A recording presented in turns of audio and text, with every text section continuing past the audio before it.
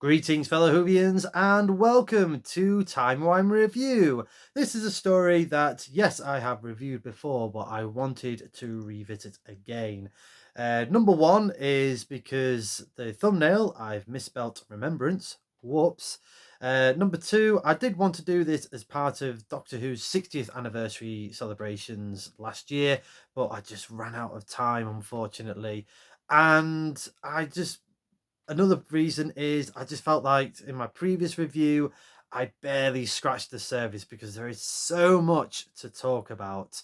And with the recent release of the special edition on the Doctor Who Season 25 Blu-ray set, I thought the time is right now to revisit one of the classic of all classic Doctor Who stories. So please hit the subscribe button as I review and revisit the 7th Doctor story, Remembrance of the Daleks, originally broadcast on BBC One in October 1988. Just in case you don't know the plot, the 7th Doctor and Ace arrive on Earth in 1963, with the Doctor here to collect a powerful Gallifreyan device known as the Hand of Omega. Also on the scene are the Doctor's greatest enemies, the Daleks, as they want the Hand of Omega for themselves to become the dominant Lords of Time. And yes, there are two Dalek factions. We have the Renegade Daleks and the Imperial Daleks, all fighting for the Hand of Omega. So now the Doctor is embattled in a deadly game to move all the pieces so that the Daleks wipe each other out without the military or civilians getting killed on Earth in the crossfire. The genuine love I feel about this story, and I think many of you agree, is just the great set pieces for this story. It's just action packed. We've got something that we've not probably seen in 60s since 60s Doctor Who. Loads of Daleks everywhere, and Daleks being Daleks, just proper annihilations, being maniacal, and being front and center of this action and for this story. You know, we had at least in terms of props, we got 4 Imperial Daleks and a special weapons Dalek. We have 4 classic looking Daleks, the metallic grey gun Daleks, with the Supreme Daleks as well. So that's 5 on there. And like I said, just to see all these Daleks in action is a real treat, especially back in the 80s. This story, I feel, was just a great reset for Doctor Who because its popularity at this point in time was really on the low side, and it was just a shame that it was getting to the point of no return. And obviously a year or so later it was at the point of no return, because obviously this was a story that was pitted against Coronation Street, as you know, and that's, you know, in terms of TV ratings, not like sort of nowadays with multiple choice and obviously catch up services. You know, it was just basically live and that was it. So, you know, who's going to win that war between one of the most dominant soaps in all of UK? Yeah, that was going to win hands down, which is a great shame, and shame on BBC for doing that. But that was a different time back then, anyway. But you know, taking that aside, yeah, this was a great reset for Doctor Who, particularly the turbulent season 24, where everyone was just sort of like just getting to grips on everything. You know, it was a massive change behind the scenes in terms of obviously new doctor, new writers, new script editor, and yeah, it was a very chaotic time, season 24, and you can tell that with the quality of the stories as well. But season 25, this just goes out with a bang. It's just, well, sorry, it just starts with a bang to celebrate 25 years of Doctor Who. Also celebrating Doctor Who's past.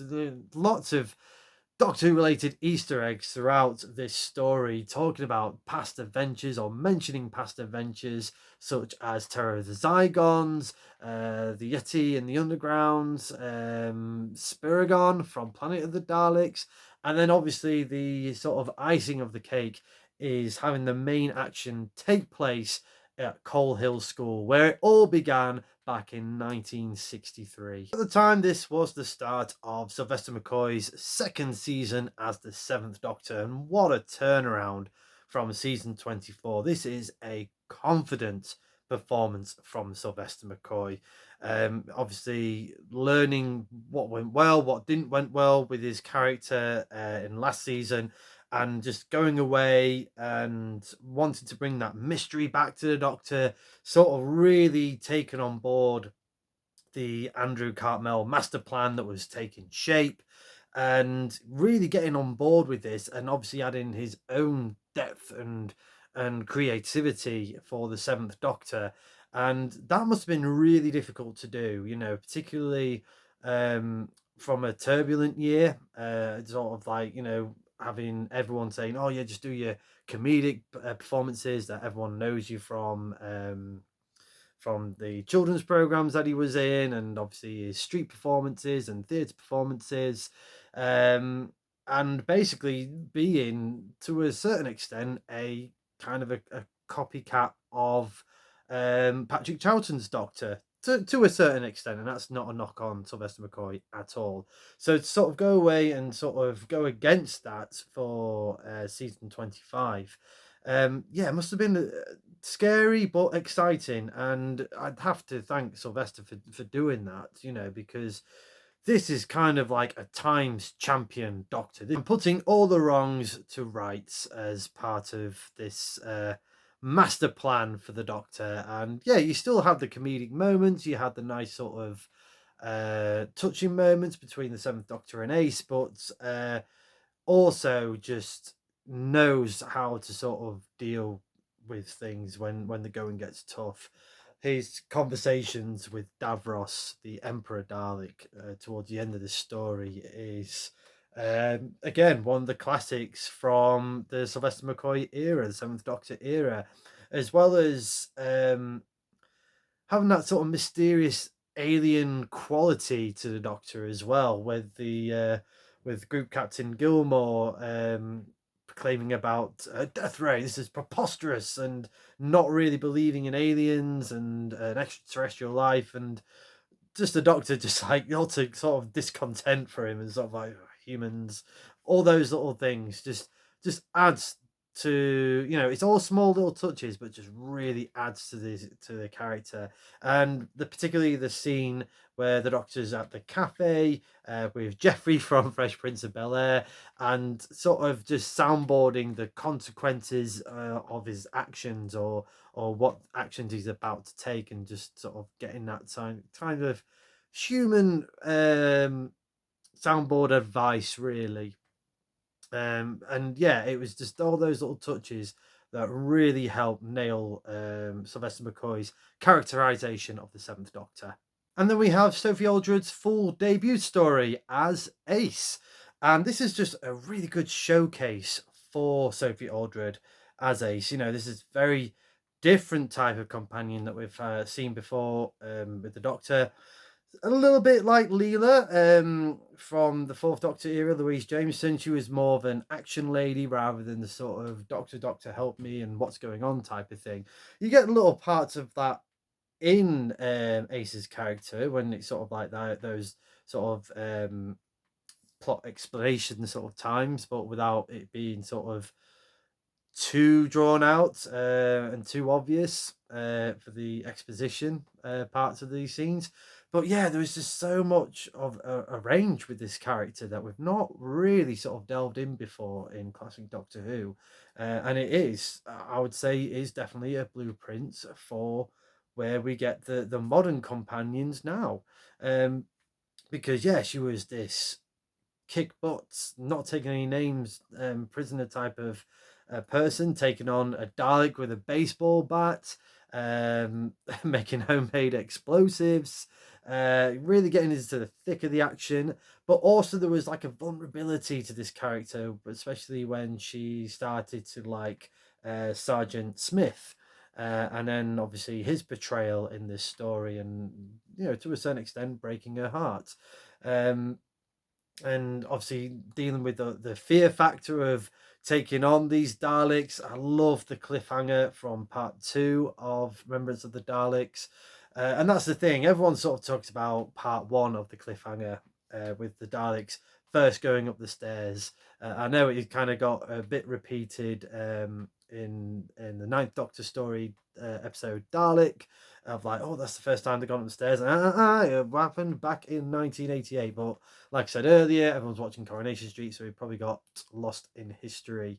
And it was a great reveal cliffhanger, but I don't know, personally, I love the cliffhanger from part two, with Ace taking on the Daleks and being sort of trapped by them in this school. That's like a double child nightmare, isn't it? Being back at school and being chased by Daleks. Adding to the duo regulars, we've got a fantastic ensemble cast. I'll start with Simon Williams as Group Captain Gilmore. Again, commanding performance from him, and a difficult one to have done and written for, I would say, to a certain extent, because you don't want it to be similar to Brigadier Lethbridge Stewart. Obviously, this was a time when Unit wasn't even in action, so obviously he's kind of like this military group that's the secrets, kind of like Secret Service type of act, and yeah, it's sort of like, this military man having his world turned upside down by this mysterious figure, and not believing in aliens, and having to deal with all of this. It's yeah, it was a difficult. It was an interesting character, I would say, to have had, and yeah, Simon Williams just nailed it. Same goes for Dursley McLinden as Sergeant Mike Smith. Now, I went into full detail with my thoughts on Dursley and on his life story, which was part of this documentary, in my Looking for Dursley review video. If you haven't seen that, do check that out on the Time One View YouTube channel. But yeah, a wonderful performance from him, and yeah, just had that mixture of dash and debonair without being too egotistical or too chauvinistic, but having those little moments like that of sort of, a little bit sexist at times, and yeah, definitely some interesting moments in terms of the company that he keeps. And yeah, I thought Dursley really had that mixture of sort of like charm and charisma, as well as sort of like pretty much being an all out bad guy, with his sort of ideologies, and obviously portraying the military with the Daleks. Um, I think that was something that they could have explored a bit more, and I'll get to that in a little bit later in this review. But again, it was a shining moment for Dursley. I'd also have to have a special shout out for Pamela Salem as Professor Rachel Stevens. Now, Pamela sadly passed away. I think about a year ago now. I'm not sure. Is it earlier this year or last year? I do apologise. I'm sure it was earlier this year. But yeah, it was again great performance from her. We've seen her in Doctor Who before, and of course was Miss Moneypenny in Never Say Never Again. But what I liked, what I saw in the special edition of Remembrance of the Daleks, was just again similar to Group Captain Gilmore. She was a scientific advisor who was drafted, not picked, just dragged to be this scientific advisor, but totally out of a depth. Again, not having to know about aliens or anything like that was just something, that's totally beyond her comprehension at that time, and something that was added into the special edition of Remembrance of the Daleks was the cliffhanger at the end of part three, when we get the Dalek shuttlecraft landing, and she said the line, something along the lines of, "Oh, I can't take any more of this." So poor Professor Stevens was having this breakdown because of just basically all of her, everything that she sort of known was just kind of gone into a puff of smoke because of all these new ideas of like extraterrestrial life. Also, for you UFO fans, George Sewell as Ratcliffe. Again, it was out of the cast that I've just mentioned. I think he had kind of a more minor role, but again, an important role, and some powerful dialogues, and the horrible black star that he was wearing, um, and just being part of this ideologies of fascist Nazism that was horribly still goes on today, sadly, but was definitely part of the ideologies around the UK back in the 60s. Obviously, being only a couple of decades away from Second World War, and yeah, just it was definitely something that was should have been included in this story and rightfully included. And then we have sort of like minor roles and just great cameo roles from the rest of the cast. So Karen Gledhill as Alison, Peter Halliday. I only just realised now when I was just having a look at the cast list. I was like, oh, hang on, that's Packer from Tomb of the Cybermen. I never realised that was Peter Halliday as the blind vicar for Remembrance of the Daleks. And again, just it just adds to that celebration of Doctor Who, not only sort of like the sort of Easter eggs as I mentioned earlier, but obviously having these cameo appearances from Peter Halliday, Michael Sheard as a headmaster who has previously been in Doctor Who and previous been as a school headmaster, I think, as Bronson in Grange Hill, and also like returning cast members such as Terry Malloy as Davros.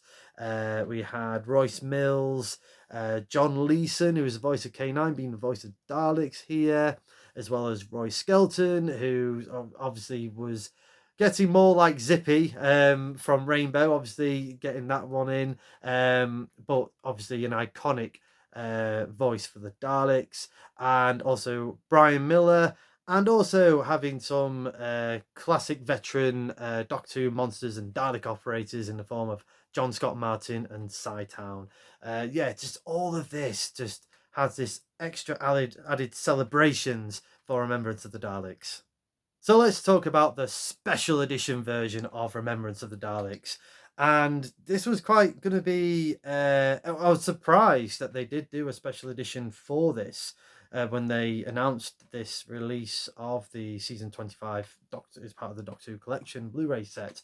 Because really, to be fair, the effects for 1988 version of Remembrance of the Daleks is pretty strong. Good laser effects, the prop of the Dalek shuttlecraft is still just mind blowing that they had that budget to do. Little budget that they did have, they managed to incorporate that. Really interested to see what the special edition version of this story was going to bring to the table, but I would have to say that it gave me a fresh perspective look of Remembrance of the Daleks because it added some extra scenes that was cut out. There was some definitely nice fix in post moments, particularly the correct lettering of the foreman junkyard. In the original one, they missed out the E and they added that back in the special edition. The laser effects look pretty good. The explosions, and I think the only sort of effect that I thought was a little bit just didn't quite sit well with me was the final shot of the Supreme Dalek self-destructing. That just kind of looked a bit too CGI for me. Just um, didn't quite gel well with me on that one, in my opinion. But what I appreciated more than the special effects was the little added extra touches that, like I said, just gives a fresh perspective look at Remembrance of the Daleks. I know we've seen sort of most of the deleted scenes and extended cuts and things like that, but yeah, I kind of liked seeing that incorporated in a story of what could have been. Um, it kind of made the cliffhanger that I was talking about with Ace versus the Daleks a bit more terrifying because you had some different angle shots of the Daleks, sort of more sort of like POV shots as well. And I think that was, I don't know if that was me, correct me if I'm wrong in the comments, but some of the sort of added scenes, I'm wondering if that was like incorporated shots from the DVD release where you could choose which camera angle you was watching the story on. So I'm wondering if they pinched some of those and just spliced it into the story just to give that added sort of look to it. For the most part, I enjoyed it. But I would, what I would love to know from you, my fellow Whovians, is if you have watched the special edition, which version did you prefer, the special edition or the original version? I do feel that this special edition, though, did add to the sort of storytelling lore for Remembrance of the Daleks. This is just a two-level storytelling at its best. You know, you got the action and adventure on the surface, and then beneath all that is the sort of racial ideologies that are just being played out and the themes being played out throughout this story, and just yeah, just makes you sad sometimes that people think like that. Um, but it was a good sort of story to tell, and to tell that through the Daleks with their racial purities, and really sort of like just how it could easily bleed into sort of human society. Um, and it does, you know, and just having those similarities, like Ace holding that ridiculous sign, because that was just part and parcel of that era, you know, for right or for wrong. And again, the story that Sylvester McCoy managed to argue with the editor to not cut that scene out is just pure class. The scene that was added in the special edition with Mike Smith mentioning, you know, at least, you know, she's not foreign, talking about Ace. And yeah, that was, I wish they kind of went into a bit more detail in those kind of racial ideologies and just really sort of just push that envelope a bit further. Maybe that would have detracted from the story or the pacing of the story. I'm not sure, but yeah, just to have that included as part of the talking points for Remembrance of the Daleks is powerful stuff. I'm watching Remembrance of the Daleks now with the extra lore added from modern Doctor Who, particularly the Time War. It just, yeah, it just fits in so well. I feel like Genesis of the Daleks was kind of like the start of the Time War, and I feel that, and then obviously the other sort of adventures is kind of like, you know, the Doctor against the Daleks type of thing, or the Doctor and the Daleks type of stories. But there was sort of like main sort of cornerstone chapters for the Time War, and I feel Remembrance of the Daleks is one of them. If anything, was the big shots fired, or retaliation fired, with the Doctor just taking a stance, saying no, and doing what he feels is right at that moment, but obviously having consequences down the line in terms of what happened to Gallifrey, the Daleks, and the conclusion of the Time War. And obviously, for a certain amount of time, this was the very last Dalek story that we would known. You know, haven't Doctor Who been revived back in 2005? This would have been the last one for the Daleks, and in that sort of respect, they definitely go out with a bang, figuratively and literally. This was a good goodbye to the Daleks, in my opinion, because yeah, they probably would have made an appearance should have season 26 or 27, or if Doctor Who went into the 90s and carried on in those big what ifs. But my more interesting question would be, what would they have done with Davros? Would they have done a Davros story without the Daleks, or a very little brief moment with the Daleks? That would have been a great one to have done as part of classic Doctor Who, but it's just one of those big what ifs. I know Big Finish did do that with the Eighth Doctor and Terra Firma, which again you can review and watch on the Timeline Review YouTube channel. But yeah, it was just one of those what ifs. I'm going to give Remembrance of the Daleks a TARDIS rating of 9 out of 10. I think I gave it 8 out of 10 last time I reviewed this, but it's just gotten better and better with age. Again, the ideologies and the storytelling really just captures the imagination, and is definitely more sort of prominent now, I would say, in today's society. But just that overall celebration of 25 years of Doctor Who while still being fresh and new. It's just a great way to go about it. Great storytelling, fantastic effects, brilliant directing, a great cast, brilliant performances throughout, and just really made, like I said, just made Doctor Who feel fresh again, feel new, and just really sort of heading into the right direction under Andrew Cartmell's script editing leadership. But also, just like I said, just celebrating the past. Obviously, we had that nice brief moment with Terry Malloy coming back as Davros, but still having the Daleks be Daleks as well. It was a nice balance after lots of sort of previous Dalek stories that were mainly Davros led stories. But let me know in the comments below your thoughts to Remembrance of the Daleks. Is this your favourite Dalek story of all time? Is this your favourite Doctor Who story of all time? I'd love to know your thoughts in the comments. And also, did you prefer the special edition version or the original broadcast version of this classic of classic Doctor Who stories? Thank you very much for watching this video. I hope you've enjoyed this review. If you have, please like, share and subscribe. Hit the cloister bell for more notifications. Come say hello and follow me on Facebook and X. And do check out my other fantastic Doctor related content on the Time Wime Review TikTok page. And of course right here on the Time Wime Review YouTube channel. And as a good doctor once said, I am far more than just another Time Lord.